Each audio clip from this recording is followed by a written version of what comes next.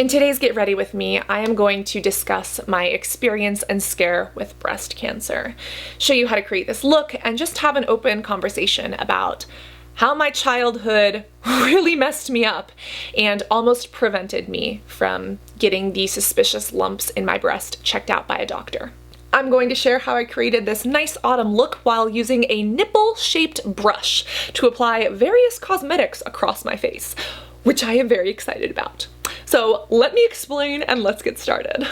I have a clean, just washed face that is already a little bit oily, which just shows you how active my sebaceous glands are. And I'm going to be going in with two different primers, the mattifying one from Cover FX right here on the T-zone where I am oiliest, and a hydrating one right here, because as you can see, I've been getting these pimples by my ears. They're very, very painful, and I think I haven't been washing my face properly, but also as the weather changes, it's been getting a little bit drier, and I've been experiencing that by my scalp line.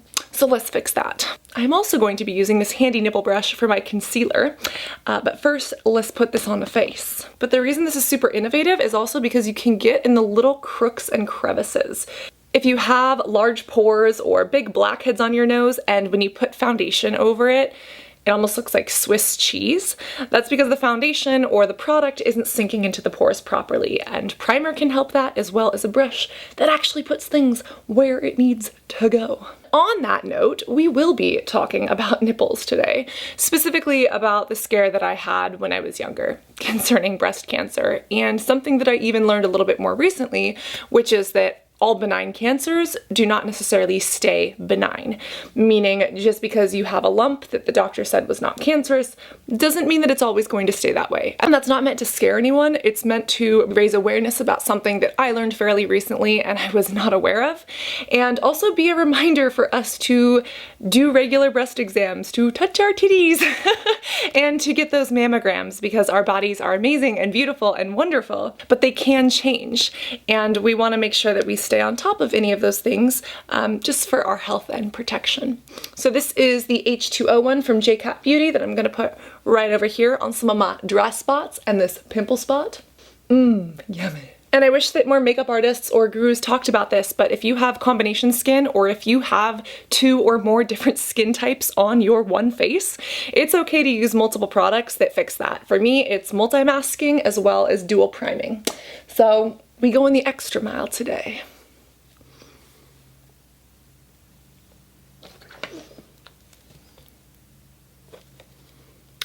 Did y'all realize this was on my nose? Because I didn't realize this. I guess my Cover FX mattifying drops are a little bit too mattifying for me today, because Exhibit A. A little bit of erythema up on this nose as well. This is why package directions tell you to shake your product, and what happens if you don't do that. And since we're here, I know that you cannot see my chest thanks to the strategically cropped camera angle. However, I have these 2 little pimples that I honestly thought were spider bites, but they pimples, and they've been hanging out here. I also have a couple of super tiny ones right down here, and they've been giving me some pain and some problems. And because these mattifying drops have some tea tree oil, this is how our morning is going to start out today. Ouchie, ouchie, ouchie, ouchie, ouchie. October and Breast Cancer Awareness Month are a little bit strange for me because number 1, it's Halloween and that's something to celebrate, and then number 2, breast cancer awareness is supposed to be empowering and inspire us to take action over our own health, but there's also a lot of scary things that happen, scary things that you find, and you remember people who maybe aren't here, or you remember people who have been impacted by something like this, and it took a lot out of their life. And that can be a little bit difficult. When I was younger, I did have a breast cancer scare. And it was terrifying, not only because of the lumps that I found in my breast, but also because I was a young girl and I felt guilty for even touching my own body, which I know sounds crazy, but hear me out, my childhood kind of messed me up. Also, just as a side note, this Catrice concealer is being pushed into my pores by this nipple-shaped brush. I honestly feel like this brush would be great for skincare as well, especially if you're trying to apply skincare or a peel or a scrub or something to like the nose or some of those more delicate areas. This is the Pocky brush, I believe that's how you say it, P-A-C-I, and it conveniently looks like a little nipple, which, believe it or not, makes my morning a little bit better. Elysium is donating 50% of all of the proceeds of this brush to the Hong Kong Breast Cancer Foundation. I wanted to let you know that I as well am making a donation to a breast cancer foundation. And I'm not saying that to be mightier than thou. I'm saying that because if you would be willing to buy me a coffee or take me out to a Starbucks, spend that $3 to $5 donating and giving to an organization that you believe in. And if you do want a nipple-shaped brush of your own, $15 from every single one of these sold does go directly to the Hong Kong Breast Cancer Foundation, which works to help women become aware and treat and research solutions to breast cancer. And sometimes I look at some of these campaigns and I'm like, ooh, is that helpful or is that pinkwashing? Pinkwashing in essence of the brand wouldn't care normally, but because they could make a profit, they, start to push a specific agenda. But what I like about Elysium is the morals and philosophies they have on their website. And although they're a Hong Kong-based company, they actually manufacture in Italy. And they do this so that they can make sure that all workers are taken care of and paid for and respected properly. And they actually have like a, what is it called? An integrity code, and their whole thing is that they market without sexualizing women. They want to support women, not have women compare themselves to each other or sexualize them or misrepresent women's bodies or, contribute to any kind of discrimination. And for me, as I get older and wiser, hopefully, I realize that my money is a vote. And what I spend money on is literally voting for the things that I want to be in this world and the way I want that to be. And so it has been my mission to support more ethical brands that are doing more for this world than just giving us products to put on our faces every day. There should be meaning behind it. And if there's not, I can find somewhere else to put my money. Ouch. You see that? I'm going to buff this concealer in and kind of pretend like it's a foundation, and I'm actually not going to apply foundation today because I've been kind of over foundation recently. I feel like it's heavy on my face. I used to feel like I needed it, and during the summer, even if I was having a breakout, I liked going makeup free and I liked feeling like there was a little bit less cake on my face. And you know what? A little bit of concealer blended out strategically is how we're going to achieve that today. So when I was younger, I was raised in a very religious household. We went to church every single Sunday. There are videos of my younger cousin reciting Bible verses, not knowing what they mean, and our parents congratulating us. And of course, that was normal to us. There are still people that do that today, and again, that is no problem. You should be able to express faith in any way you want. The problem is that the church that I specifically grew up in, and the environment that my parents, specifically on my mom's side, created around religion, was not necessarily the healthiest. For instance, you were supposed to fear God and repent your sins. And while again, that makes sense to the extent that that is put on a young girl who maybe doesn't understand how that all plays out, it can breed a lot of feelings of guilt and a lot of feelings of being a bad person. I really don't know how else to explain it other than I grew up feeling guilty for a lot of things, because as a human, you make mistakes. And as a human, you do things that are not always kind or right or nice. Yet under these circumstances, I don't feel that I was properly taught how to cope with those things or even apologize for those things or better myself. It became a secret between you and this God, and you have to repent your sins because you are wrong and bad and unworthy. And that caused a lot of damage for me, especially when it came to this breast cancer situation and my body. I didn't think that I had major body issues. I was never formally diagnosed with an eating disorder, and it wasn't until after my modeling years and later in my life that I realized, whoa, some of these things that maybe stemmed in childhood really messed me up. And one of the first instances where I kind of felt this was in October of, I believe it was my freshman year of high school. High school was really the first time that I ever got like a sex ed or health ed class. And needless to say, I had been taken out of those classes anything prior to high school because parents' religion, it wasn't a thing. I was always awkward. I had acne at this point, and I already had a lot of guilt for my attraction and my relationship with my best friend, which obviously was completely squashed and quelled and kept quiet and stemmed a lot of emotional issues for me, not only because I felt it was wrong and that my feelings were invalid, but also because my best friend ended up leaving out of nowhere. I lost the person I was in a relationship with, plus my best friend at the same time, and didn't know where this person had went. They just disappeared.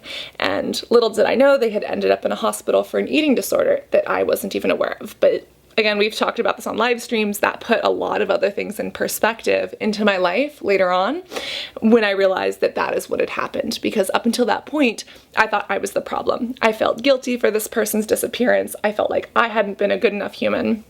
At this point, I was hurting myself to make myself feel better, and that even stemmed into pimple popping, because even though I wasn't supposed to pop my pimples, when I did, it made me feel better. It made me feel like I was doing something, and that sensation of hurt, that physical pain, took my mind off of the mental pain because it was something to concentrate on. And well, back to the high school sex ed classroom as a freshman. It was October and the school year had pretty much just started, and we were learning about breast examinations and why it was important to touch our own boobies to understand whether or not there were lumps there. And again, I had been told this before, but I never did it because there was so much shame involved with touching your own body.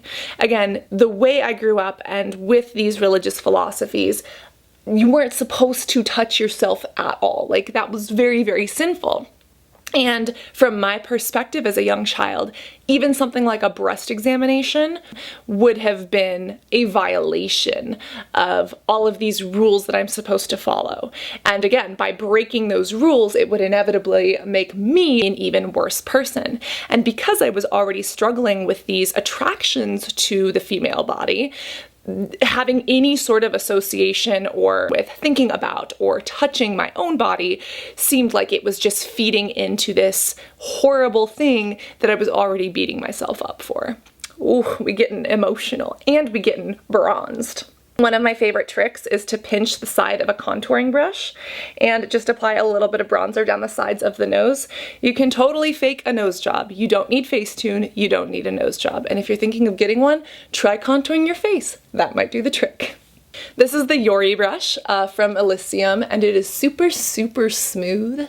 It goes onto my face like butter. And this is the Kion brush that I used with the Dragon Beauty palette as my face powder. And I'm just gonna make sure that I blend out any of these lines so that they don't look like I got a bunch of mud smeared on my face, and they actually look like a nice contour. And of course, these brushes are vegan and cruelty-free, meaning they are not made of animal fibers, but this is honestly one of the softest synthetic fiber brushes I have ever felt. And again, that's why they make them in Italy. I guess they have a patent or they have some sort of ownership over the formulation of these brushes. They're not just synthetic fibers shoved into a brush. They actually craft every single bristle to look, feel, and act like human or animal hair, which means that it holds on to product way better, it blends way better, it feels way softer, but it doesn't harm animals. And on top of that, it being synthetic is hypoallergenic, so that if you're allergic to animal hairs, you won't be allergic to this. And then it holds product well, but not the bacteria from your face that could get transferred into your brush. I wish that when I was in high school, that they had technologies like this available, because it is really amazing how far beauty has gone just with the addition of chemistry and engineering. And who knows what the future will bring, because if we can get this good without harming animals, why are people in the world still animal testing or using animal products at all? Rant over. This was South Beach by Catrice Cosmetics, by the way, and then this is a Jouer blush palette. So in freshman year, when we were learning about the importance of touching our own boobies and making sure that there weren't any lumps or discharge or weird issues when it came to our mammary glands, I went home from school, and because of all of the new information I had learned, I decided it was kind of important just to do a little check and make sure nothing was there. And again, this doesn't seem like much, but for me this was a huge deal because it was violating all of these rules that had been placed upon me or that I had placed upon myself. And in addition to touching my own body, I happened to have female anatomy, which because of my attractions at this point, it was just like a double whammy. And to me, it was just this huge feeling of guilt and unworthiness and knowing that I was doing something wrong. Little CoverGirl highlight, and CoverGirl is also cruelty-free, by the way. So right breast seemed normal from everything that I knew, nothing sus there. And then I touched the left breast. And underneath like the areola, almost in a clock-shaped formation, I felt these things that felt like little marbles or little beads, almost like little pearls. And I knew that this didn't feel right. Didn't feel like the other one. And the first thing that popped into my head was, oh my God, cancer. And the second thing that popped into my head was, oh my God, I can't tell anyone. Again, because of these intense feelings of guilt and because of these intense feelings of this is doing something wrong, I didn't know who I could go to. I couldn't go to my mom. There was nobody in my family, aunts, anyone who I could speak to. My health teacher at that point happened to be a male. I didn't have any female teachers at this new high school that I could really trust. And I also didn't have any friends because, remember, my best friend, my only friend, plus the person I was in a relationship, had literally disappeared on me. And I was at a new school, there was nobody there, I was the weird kid with acne, I hadn't really met Mitty yet, and I didn't know what to do. I wish I could just go back in time and talk to that little girl and say that what you're feeling is okay and you're doing the right thing by exploring this and taking initiative to take care of your health and all of these predispositions you have about religion and your body. Although they feel very real right now, there is a time in the future that you will grow and you will come to understand these things better and accept these things and make your own decisions instead of just blindly accepting the ones that are being placed upon you. Again, of course, my parents and religion and school instructors, and of course everyone has good intentions. Even the most horrible dictators in the world right now, in their own brains, they think they're doing something right. People have genuinely good intentions to protect themselves and their family, but we don't always realize how some of the things we say or do or the rules that we place on others can impact them negatively. And I don't think that any of the religious establishments or my parents or even friends or bullies at school really knew the impact of what they were putting out there into the world. Even today, I wonder if myself or half the people on the internet, do we really know the impact that we have? And even though we're approaching things with positive intentions, are the results of that actually going to be as positive as we feel that they are or we hope they will be? Also totally applied my highlighter with an eyeshadow brush. This one is Jouer. And the reason that I do that is that I find that I use my highlighter right here under my brow bone as well. So why not use the same brush? That way I don't have to dirty another one. Using a little bit of Blink gel eyeliner on an angled brush, and I wish that Elysium had an angled brush. At this point, they do not, but I totally think they should make one. And the reason why is because their brushes don't stain. You know how brushes sometimes retain color and like even though you wash them, you can't get the color out? They claim that these brushes will not do that. Have not tested it yet, so I cannot say that personally. But if that is the case, I wish that they made an angled brush because my angled brushes are always getting caked up with like black or brown eyeshadow or eyeliner or something like that. And if someone can invent an angled brush that actually rinses clean, I would be a very happy customer. Ah yes, background noise. Pitfalls of living in an old house. Anytime the water runs, you hear it. I'm just going to apply this to my eyebrows and wait until that stops.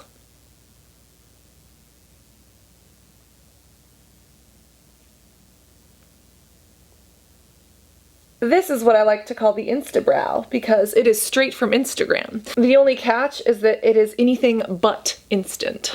So here I am, 15 or 16 years old, nasty unibrow, and freaking out inside of my kitchen. I don't know who to talk to. I feel like I can't talk to anyone, and yet I have convinced myself that I have cancer. Having a long family history of cancer, having a grandparent that died of cancer at this point, and knowing that in our family lineage, things such as breast cancer and uterine cancer, and having sets of twins that didn't make it because of cancers in this region, and having mysterious deaths from bleeding from similar areas back in the 1800s, 15-year-old me is legit freaking out. I used to wear super heavy black eyeliner at that time, like Green Day status, and I remember it just dripping down my face because I didn't know what to do. I ended up just going to bed because I ran away from a lot of my problems at that time in my life, and I thought that if I ignored things or just left, that that's how I could deal with them, and spoiler alert, that doesn't work in the long run, but that's what I thought about back then. And I woke up the next morning and I went to school for the next almost week pretending like nothing was wrong, pretending like nothing happened. Yet, I'm sitting in class every day and I couldn't even concentrate because all I could think about was like, am I dying?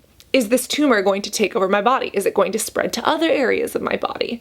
And of course, every single one of these moments led to this immense guilt of, you shouldn't be doing this, this is bad, bad, bad, bad, bad, bad. So it took about a week of this fear and misery, and I realized I've got to do something about this, because if I don't talk about this with someone, I'm gonna die. Not really understanding cancer at that point, and not really understanding the differences between breast cancer and other cancers, or how some lumps could be cysts or fibroids that are not necessarily tumors, I didn't understand that. And at this point, I opened up and I told one of my friends. Her mom had a mastectomy, and her mom had suffered greatly from breast cancer and had her breast removed. And so out of all of the people that I was uncomfortable talking to, I felt like this friend and her mom might be the only people who I could actually ask. So lo and behold, this was terrifying to admit to this other girl, my classmate, not only for the fear of saying it out loud, but also for the fear of that being spread throughout the school. Because I don't know why, but I was used to being bullied, and I thought that that kind of stuff would just spread like wildfire, and I also felt like it was my fault, and you know, that I would be teased for something like that. Similar to the experience that I was going through with acne. But she lived pretty close to the school, and so afterwards she invited me over to her house. And I sat down and I had a talk with her mom. And I cannot tell you how terrified yet relieved I was in that moment. It was this unreal mixture of immense fear and guilt and terror of admitting this and talking about this, but also this relief and this cleansing and like this wash over of just getting this off of my chest, literally. And I told this girl's mom what I had found. I was now crying into her kitchen into a mug full of ice cream, and her mom was so consoling. She put her hand on my back. She told me it was okay, like to calm down. She was probably like, why is this girl having a breakdown in my kitchen? And she told me a little bit about her story with breast cancer and explained kind of what she had gone through. But she did this in a very responsible way, because she prefaced this with, not all lumps are actually breast cancer. And again, I didn't know that. She also explained in a very kind-hearted way that even if this was cancer, and even if it was going to have an impact on my life, look at her.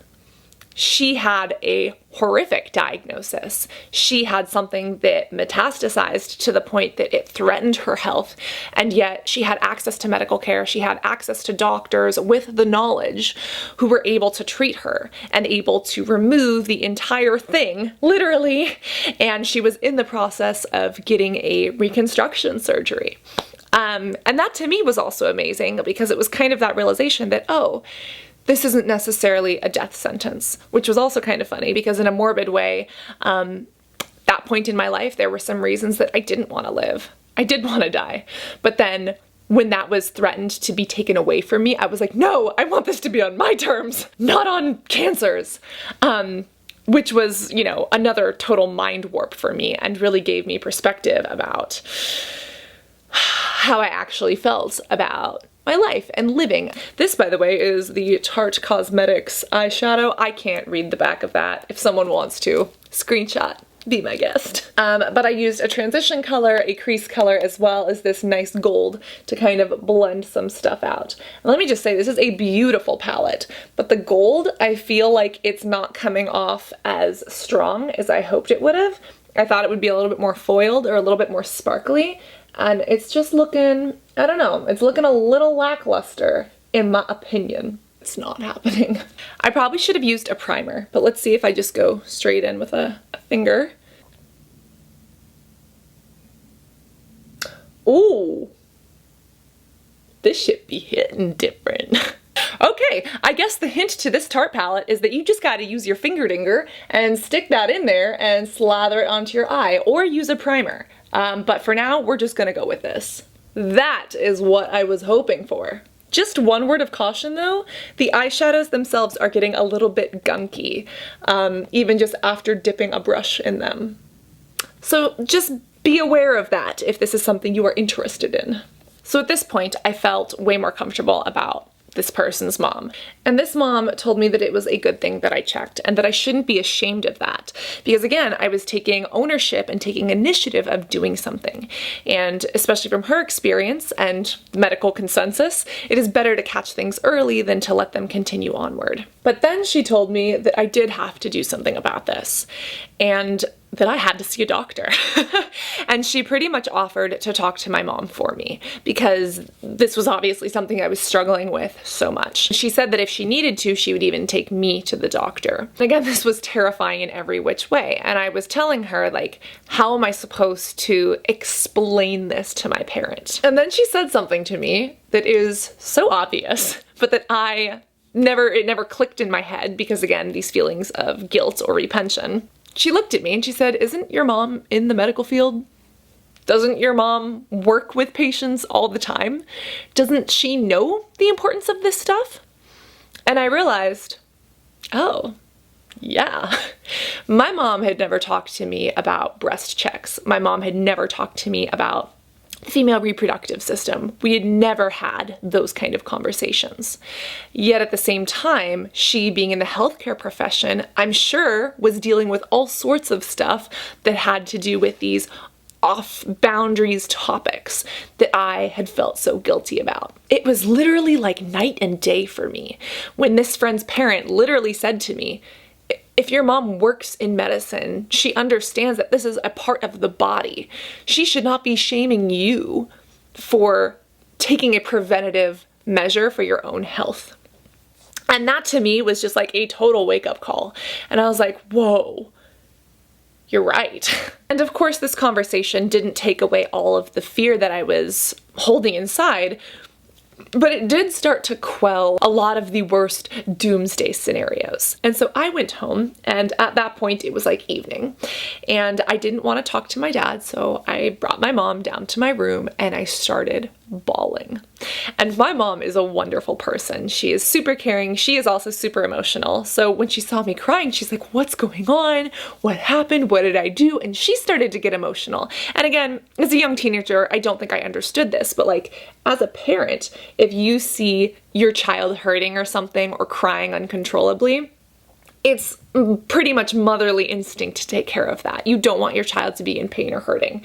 So naturally, because I couldn't express myself and I was so full of literally tusks of walrus snot, she started getting emotional and scared for me because she didn't know what was wrong. Throughout the next 30 minutes, I basically bawled my eyes out to her, explaining to her about the lumps that I had found and that I didn't mean to touch myself, but we were told to do this in health class, and I thought I would just check, and then I found these weird things and they feel like little balls in my head. They were little tumors and I didn't know what to do about them. I thought that they were growing. I didn't realize that, again, they were kind of like in this clock formation. I didn't realize that maybe that was normal. I thought that it started out as one and they were growing and that they were going to take over my entire body.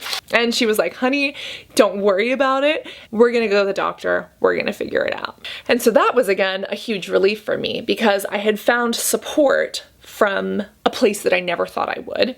And even though I was feeling these feelings of guilt that I put upon myself, at least the person that I was worried about that from did not reflect that to me at all. And now it felt like I had two people who, you know, could kind of help me, my friend's mom and my own parent, which was very, very reassuring. But then comes the doctor's appointment. And at this point in my life, I had a terrifying fear of needles.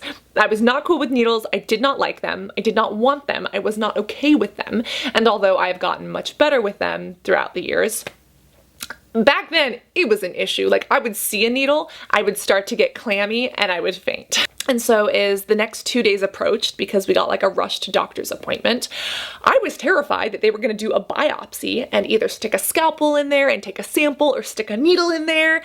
And it was very possible that that was what was going to happen. So needless to say, I still couldn't concentrate at school because now I'm terrified of a needle going into this marble inside of my left boob. By the way, I am using this little nipple brush again. I really like it. I am using it to apply highlight just to the inside of my eyeball. And I'm also going to apply a little bit to my Cupid's bow because I saw them do that on the website and I was like, damn, that girl looks good. I want to look that good. So that's what I'm doing. So by the time the doctor's visit finally comes, I actually get to leave school to go to this appointment. And you know, we're sitting down, we're in the room, and when the doctor comes in and asks what's going on, my very first words were, "I'm sorry. I didn't mean to touch my boob, but I was told to through health class and I found lumps. And I'm really scared because I don't want them to be cancer." Yes. That was what happened. Yes, that was how I felt. But why, as a 15-year-old girl, did I feel the need to explain to the doctor that I was sorry? Why did I need to apologize to her? And this just digs in even deeper about how I feel like some of us are conditioned to apologize for things that aren't our fault, or for things that are out of our control, or for things that we shouldn't be sorry for. And even as an adult, I find myself doing this way too often. I say I'm sorry for things that I don't even have a right to be sorry for. Like, I shouldn't be sorry and it's not my fault. Yet we say sorry, which is almost like assuming guilt. When was the last time that you said, "I'm sorry"? And it was because you actually did something and you were sorry and apologizing for it? Or is it because of something that was totally out of your control? Or was it something that you don't even need to apologize for? For instance, you're at the Starbucks line and you don't know what to order and you say, "Sorry, I don't actually know what I want. Maybe a soy latte." Why did you say you're sorry? Just because you're taking time? It's okay. The line and the cashier are there to help you decide. You don't need to apologize for that. And sometimes, and I still do this myself, but sometimes I catch myself and I just want to give myself a little pep talk and say, you don't have to apologize so much. Save those sorries for when you actually need to apologize and when you truly mean it. Because otherwise, it just devalidates the word, it devalidates the phrase. You know what I mean? I'm gonna do my eyeliner without throwing my hands all up everywhere, so BRB. Aw man, I was completely silent and I still managed to mess it up. This is the Wander Beauty Runway Felt Tip Eyeliner, and then this is the Urban Decay 24/7 Purple Eyeliner in Viper, which I'm just going to press up in here. This color honestly looks like a purple ring pop, and it makes me so happy. These are the Starling Eyelashes from Elysium, again, vegan and handcrafted. They have a little bit of this purple flare on the outside, and I feel like it's going to pick up on the eyeliner very nicely. So let's apply these. So now that I had apologized to the doctor and explained the situation, something even worse happened. She told me that she was going to examine my breast. With my mother across from me in the room, this female doctor was going to touch my boob. And mind you, I did not have a crush on my doctor, but she was hot.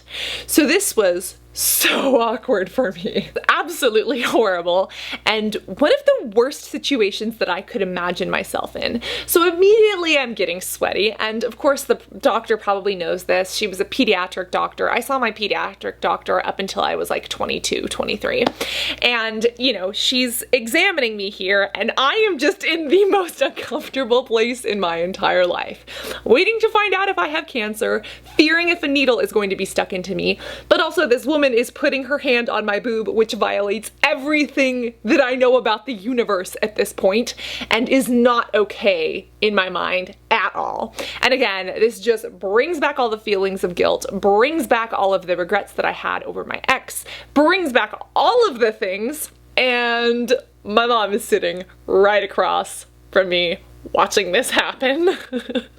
Puberty. So I'm thinking to myself, okay, in order to find out whether or not this is breast cancer, they're gonna need to do a biopsy or they're gonna need to take some sort of test. But literally the doctor looked at me, stepped back and said, "It feels like you have some cysts in your breast or a little bit of a fibroid."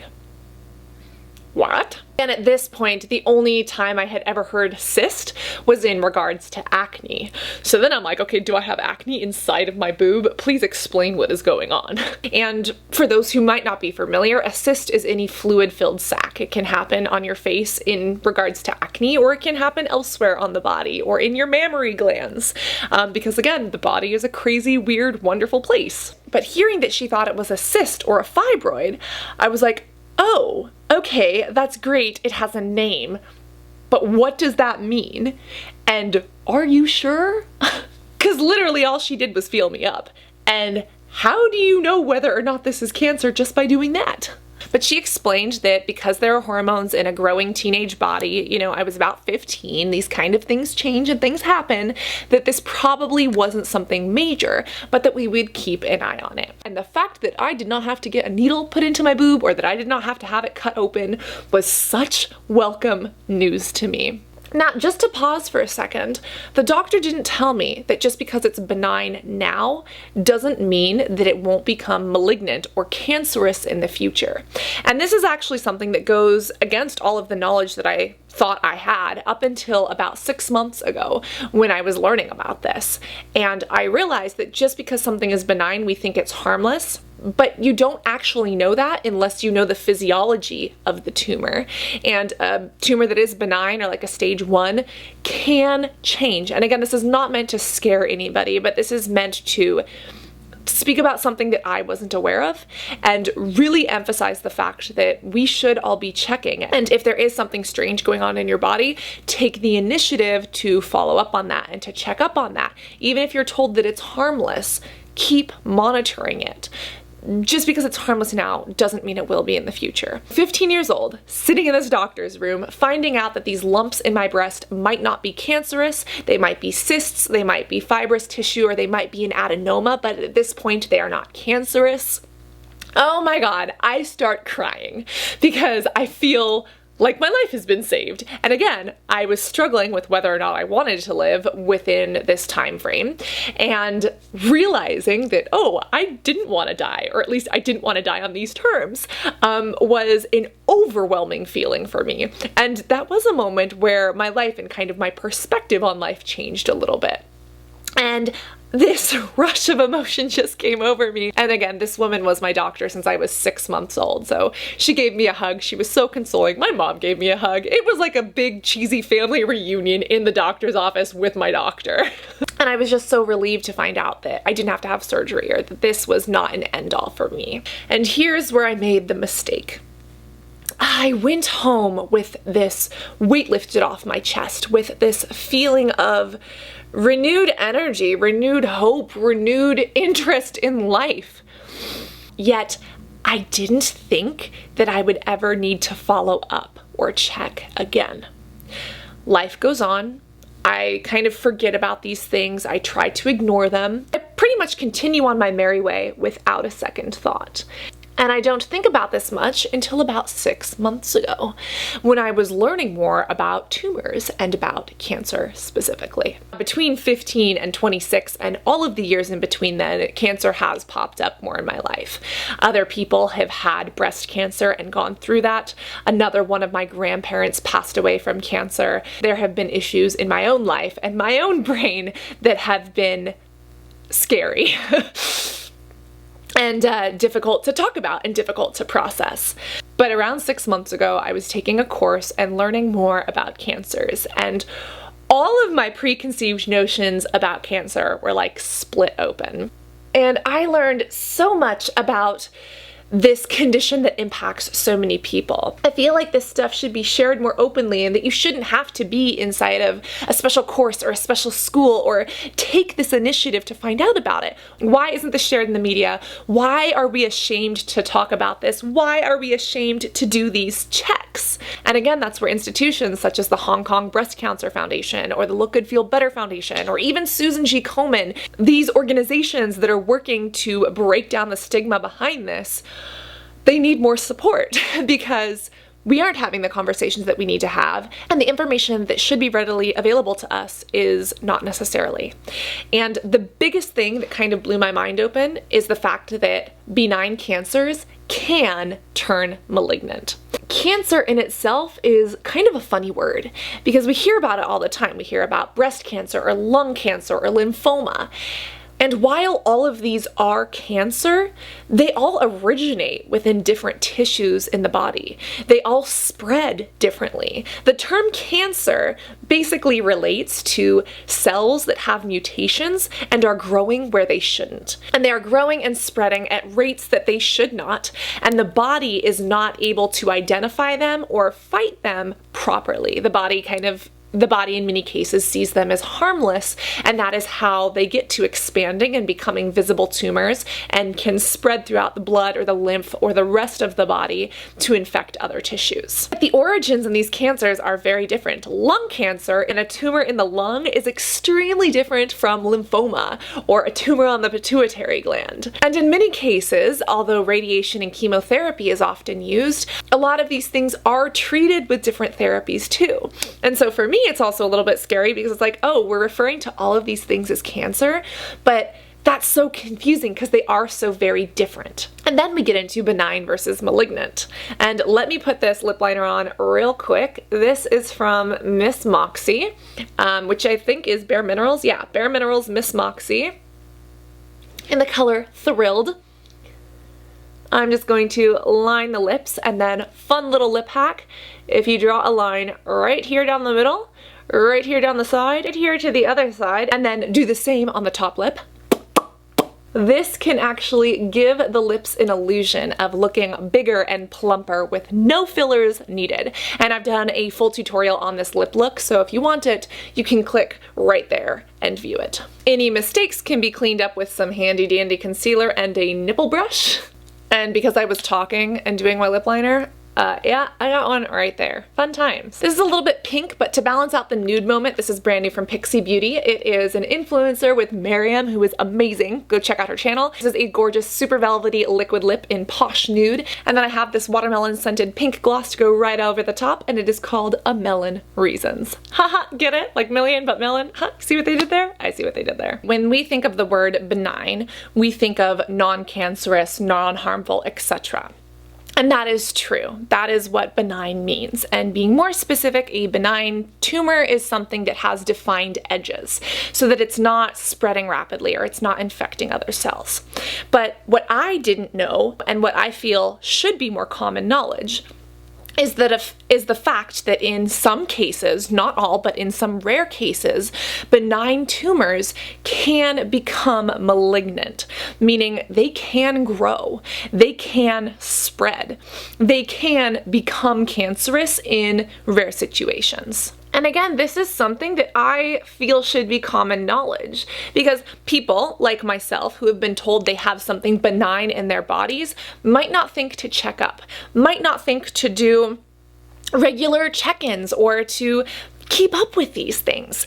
Yet a benign mass, lump, or tumor can cause issues in different ways. Specifically, if the benign mass grows and it presses on different nerves or causes issues like that, of course, that's a problem.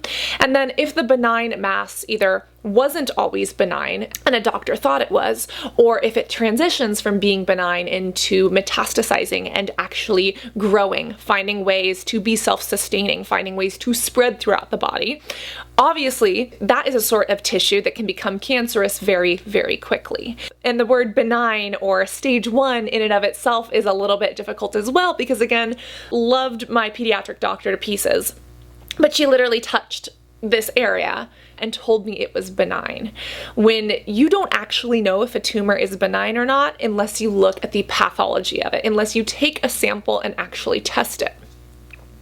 And even if you do have this benign tumor, you should always be checking on it regularly. Make sure that it doesn't get bigger, make sure that it doesn't spread. And I was never taught that, and up until 6 months ago, I really didn't pay attention to my lumps in my boobies because they're still there and they do get worse at sometimes and better during others, but it's something that from a day-to-day basis I don't consider, but that unfortunately is something that I should monitor for the rest of my life. And anyone else who has gotten something strange like that should as well. And if a medical provider has not told you to do that, please get a second opinion or have this video be a wake-up call because we live in our bodies every single day. Our bodies care for us, they protect us, they are our home, but it's our responsibility to protect them too. And to do checkups, just the way you might redecorate a room or do some regular vacuuming and house cleaning. Check up on things in your body. Make sure that everything is running well. And if something is suspicious, don't feel guilty or ashamed or scared to talk to somebody about that. Especially because when it comes to cancer and when it comes to these benign or malignant tumors, catching them earlier is much better than catching them late or not at all. This lip gloss smells straight up like watermelon Jolly Ranchers, and it makes me so happy. This is the Omni Radical Setting Mist. It has antioxidants, so it protects against the elements outside and against any free radical damage, which is great. It also sets makeup to stay on all day. I also forgot to mention that I had to deepen up the eyeliner. And for my eyeliner, I used, what even is this? The SCHWING Black Liquid Liner from the Balm Cosmetics, as well as the Covergirl Exhibitionist Mascara. I can't talk. Words. Why do you not like me? Let's zoom us out here. Blop, blop, blop. So before we leave today, please humor me and let's get over my childhood fears by doing a mini examination together in the name of just being safe. Always examine yourself on a regular basis just because you can, and if there's ever any discharge or weird lumps, please talk to a doctor about this. So because this is the butterfly family, we can do this together. Men, you can totally join in if you want, because men do technically have breasts and can get breast cancer. Sit or lay down and put one arm over your head. Oh, that hurts my armpit. I tried to do a pull-up. I can't do pull-ups.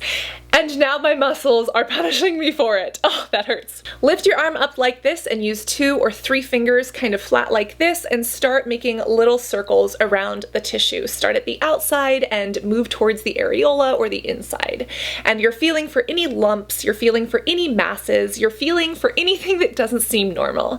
And especially if you squeeze and there's any discharge or there's any pus or blood that comes out, that is definitely something you want to get checked out.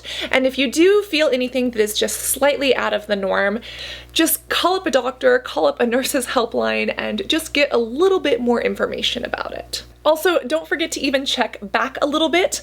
There are some concerns about deodorant and breast cancer. I'm not here to comment on that, but you know, you do have a lot of lymphatic glands here underneath the armpit, so make sure that you're just kind of checking and massaging that area as well, just because it's better to be safe than sorry. And if you do want to get yourself a nipple brush for either your skincare, your concealer, or your highlighter, again, $15 from every single one of these is being donated to the Hong Kong Breast Cancer Foundation. And again, pink washing in the industry is an issue, but this is a brand that actually supports women, and they use vegan materials and a seaweed-based glue and the most sustainable practices to create their brushes in a way that I can get behind. And as always, I do want to make it clear that their support of my content has absolutely no impact on my opinion of their products. So I will continue using these, letting you know how it goes, and feeling proud of this little nipple that I put on my face as well as the ones that I have on my body. Because over the past 10 years, I have learned a lot, I have grown a lot, and I have come to terms with a lot in my life. And that is something to be proud of, not ashamed of. If you have a story, concern, or piece of advice regarding breast cancer, please post it in the comments below so that we can all create a safe place of education and exploration here. If you want more information on what it was like growing up with acne, I have another Get Ready With Me here. And do give this video a like if you liked it, because it shouldn't be validating, but it is validating to me. Always remember to be beautiful inside and out, and I cannot wait to see you in the next video. I love you guys. Bye.